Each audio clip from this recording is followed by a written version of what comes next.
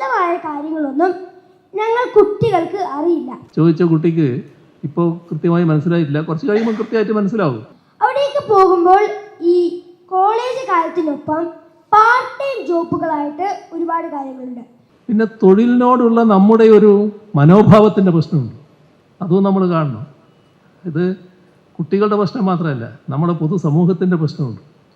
നമ്മുടെ ചുറ്റുപാട് നോക്കി ഏത് തൊഴിലായാലും മാന്യമായ തൊഴിലാണ്, ആ ധാരണ പൊതുവേ ഉണ്ടാവണം. എന്നാൽ നമ്മൾ ഇവിടുന്ന് അങ്ങോട്ട് കടക്കുന്നു വിചാരിക്കുക, കടന്നാൽ പിന്നെ ഈ പറഞ്ഞ എല്ലാം നമ്മൾ ചെയ്യും. എൻ്റെ പേര് നിഷാൻ ഷറഫ്. ഞാൻ MDSHSS കോട്ടയത്തിലാണ് പഠിക്കുന്നത്. ഇനി 5ാം ക്ലാസ്സിലോട്ടാണ്. എനിക്ക് അങ്കിളിനോട് 2 ചോദ്യങ്ങളാണ് ചോദിക്കാനുള്ളത്. ഒന്നാമത്തെ ചോദ്യം, നമ്മളിപ്പോൾ ഈ കാലത്ത് എപ്പോഴും കേൾക്കുന്ന ഒരു പേരാണ് AI, ആർട്ടിഫിഷ്യൽ ഇൻ്റലിജൻസ്. ശരിക്കും ഈ AI എന്താണ്? ഈ AI കുറിച്ചുള്ള വിശദമായ കാര്യങ്ങളൊന്നും ഞങ്ങൾ കുട്ടികൾക്ക് അറിയില്ല. ഈ ടീച്ചർമാരോട് ചോദിച്ചാലും അച്ഛനും അമ്മയോടൊക്കെ ചോദിച്ചാലും അത്ര വിശദമായിട്ട് പറഞ്ഞു തരാറുമില്ല. അപ്പോൾ ഈ AI ഞങ്ങളുടെ സ്കൂളിലെ സിലബസിനെ ഒരു വിഷയമാക്കുകയാണെങ്കിൽ നല്ലതായിരുന്നു. രണ്ടാമത്തെ ചോദ്യം എൻ്റെ ചേട്ടനും കൂടി ബന്ധപ്പെട്ടാണ്. എൻ്റെ ചേട്ടൻ 10ാം ക്ലാസ് കഴിഞ്ഞ് പ്ലസ് വണ്ണിലോട്ടാണ് പോകുന്നത്. അപ്പോൾ ഈ +1 കഴിഞ്ഞ് +2 കഴിഞ്ഞ് ഡിഗ്രിയിലേക്ക് പോകുന്ന ചേട്ടന്മാർ എപ്പോഴും വിദേശത്തോട്ടൊക്കെ അമേരിക്ക, ജർമ്മനി അങ്ങനെയുള്ള സ്ഥലങ്ങളോട്ട് പോകാറുണ്ട്. അവിടേക്ക് പോകുമ്പോൾ ഈ കോളേജ് കാലത്തിനൊപ്പം പാർട്ട് ടൈം ജോബുകളായിട്ട് ഒരുപാട് കാര്യങ്ങളുണ്ട്. അപ്പോൾ അവിടുന്ന് എക്സ്ട്രാ പോക്കറ്റ് മണിയും കിട്ടും, അവരുടെ സ്കൂൾ ഫീസൊക്കെ അടയ്ക്കാൻ പറ്റും. പക്ഷേ നമ്മുടെ ഈ നാട്ടിൽ കോളേജിൽ അങ്ങനത്തെ സർവീസുകളില്ല, പാർട്ട് ടൈം ജോബോ അങ്ങനത്തെ കാര്യങ്ങളൊന്നുമില്ല. അപ്പോൾ അതിനു വേണ്ടി ഒരു മിഷൻ നമ്മുടെ നാട്ടിൽ വരുത്തുകയായിരുന്നെങ്കിൽ. അപ്പോൾ അത്രയും കൂടിയുള്ളൂ. നന്ദി. ആർട്ടിഫിഷ്യൽ ഇൻ്റലിജൻസിനെ പറ്റി അതും മുറപ്രകാരം അറിഞ്ഞോളും, അതിനെപ്പറ്റി ശങ്കിക്കേണ്ടതില്ല. ആ ചോദിച്ച കുട്ടിക്ക് ഇപ്പോൾ കൃത്യമായി മനസ്സിലായിട്ടില്ല, കുറച്ച് കഴിയുമ്പോൾ കൃത്യമായിട്ട് മനസ്സിലാവും. ആ വഴിക്കാണ് നമ്മൾ കാര്യങ്ങൾ നീക്കിക്കൊണ്ടിരിക്കുന്നത്.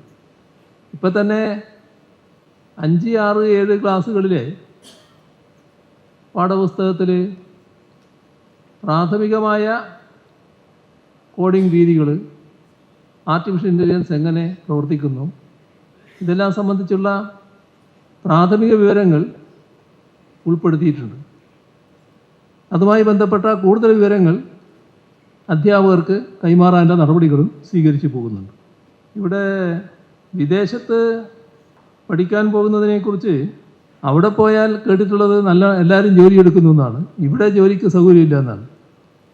ഇവിടെ ജോലിയെടുക്കാൻ പ്രയാസമൊന്നുമില്ല, പക്ഷേ പ്രശ്നം നമ്മുടെ പഠന രീതികളും അവിടുത്തെ പഠന രീതികളും തമ്മിൽ ചില വ്യത്യാസങ്ങളുണ്ട്. സമയത്തിൻ്റെ ക്രമീകരണത്തിനൊരു പ്രശ്നമുണ്ട്. ഇപ്പോൾ യഥാർത്ഥത്തിൽ ഒരു കുട്ടിയുടെ പഠനത്തിന് രാവിലെ മുതൽ 5 മണി വരെ സമയം വേണ്ടതുണ്ടോ? ഇത് അക്കാദമിക് തലത്തിലുള്ള ഗൗരവമായൊരു പ്രശ്നമായിട്ട് ഉയർന്നു വന്നതാണ് നമ്മുടെ സമൂഹത്തിൽ. പക്ഷേ ഒട്ടേറെ വ്യത്യസ്ത അഭിപ്രായങ്ങൾ വന്നു. അപ്പോൾ പിന്നെ അതിൻ്റെ അപ്പുറം പോകാതിരിക്കുകയാണ് ചെയ്തത്.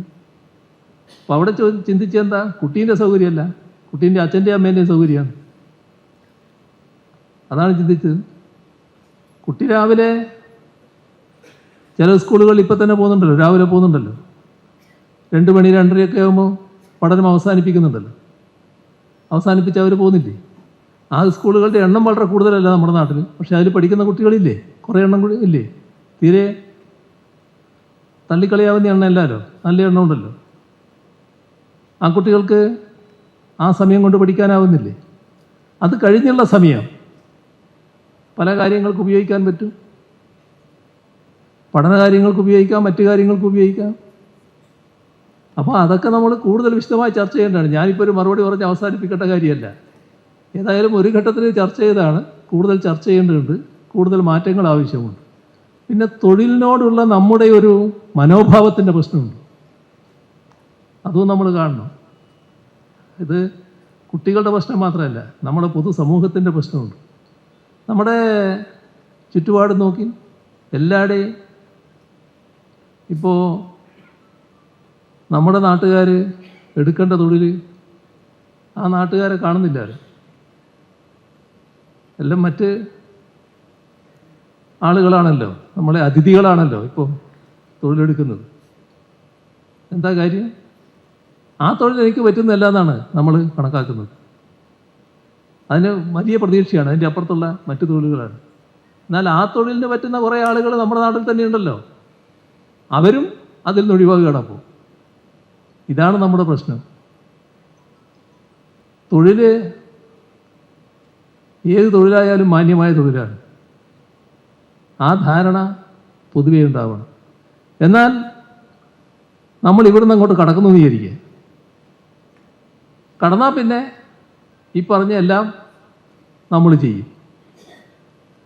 ഏത് തൊഴിലും എടുക്കും, നല്ല സമയനിഷ്ഠ പാലിക്കും, കൃത്യതയോടെ കാര്യങ്ങൾ നിറവേറ്റും.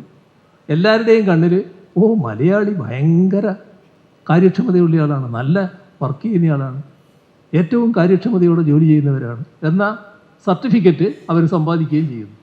പക്ഷേ ഇവിടെ വന്നാൽ പൂർണ്ണ പൂജ്യം. ഇതല്ലേ അവസ്ഥ? അപ്പോൾ ആ ഒരു മനോഭാവത്തിൻ്റെ പ്രശ്നമുണ്ട് നമ്മൾ കാണണം. കുട്ടികൾക്ക് പാർട്ട് ടൈം ജോലി എന്നത് നമ്മൾ നേരത്തെ പറഞ്ഞിട്ടുണ്ട്. അതിനുള്ള സൗകര്യങ്ങൾ ഇപ്പോൾ കോളേജ് തലങ്ങളിൽ ഏർപ്പെടുത്താവുന്നതാണ്. പക്ഷേ നമ്മുടെ നാട്ടിൽ നിന്ന് അങ്ങനെയൊരു ശീലമില്ല. ഈ പോയി ജോലിയെടുത്ത് പിന്നെ ഒരു ഹോട്ടലിൽ പോയി പ്ലേറ്റ് എടുക്കുക എന്ന് പറയുന്നത് അതെങ്ങനെയാണ് ഇപ്പോൾ എൻ്റെ മോൻ ചെയ്യുക എന്ന് ചിന്തിക്കുന്ന അച്ഛനമ്മമാർ അതേ മനോഭാവത്തിൽ കുട്ടി നിൽക്കുന്നു. എന്നാൽ നിങ്ങൾ തന്നെ മറ്റ് നമ്മുടെ ലോകത്തെ പ്രധാന നഗരങ്ങളിൽ പോയാൽ അവിടെ പഠിക്കാൻ പോയ കുട്ടികൾ നല്ല രീതിയിൽ വന്ന് ഈ ജോലി എടുക്കുകയാണ്. ഞാനൊരു പരിപാടിക്ക് ലണ്ടനിൽ പോയിരുന്നു, അവിടെ താജിലായിരുന്നു താമസിച്ചത്. അപ്പോൾ കുറേ മലയാളി കുട്ടികൾ ഇങ്ങനെ ഓടി വരികയാണ്. എന്താ നിങ്ങളിവിടെ ചെയ്യുന്നത്? അല്ല, ഞങ്ങളിവിടെ ജോലി എടുക്കുകയാണ്. അപ്പോൾ പഠനം തന്നെ ഞങ്ങൾ പോകും, ഇത്ര മണിക്കൂറാണ് ഞങ്ങൾക്ക് ജോലി എന്നൊക്കെ പറഞ്ഞു. അപ്പോൾ അതിൽ LLM അടക്കമുള്ള കോഴ്സുകൾക്കുള്ളവരുണ്ട്. അപ്പോൾ അതിനൊരു മടിയില്ല അവർക്ക്. ആ ഹോട്ടലിലെ കാര്യങ്ങൾ അവർ വെയിറ്റർമാരായിട്ട് അവരാണ് വർക്ക് ചെയ്യുന്നത്. അപ്പോൾ ആ ഒരു സംസ്കാരത്തിലേക്ക് മെല്ലെ നമ്മളും നീങ്ങും. ആ തരത്തിലേക്ക് നമ്മൾ നീങ്ങിക്കൊണ്ടിരിക്കുകയാണ്. അവരവരുടെ കാര്യം അവരവർ നോക്കണമെന്ന ഒരു ചിന്ത.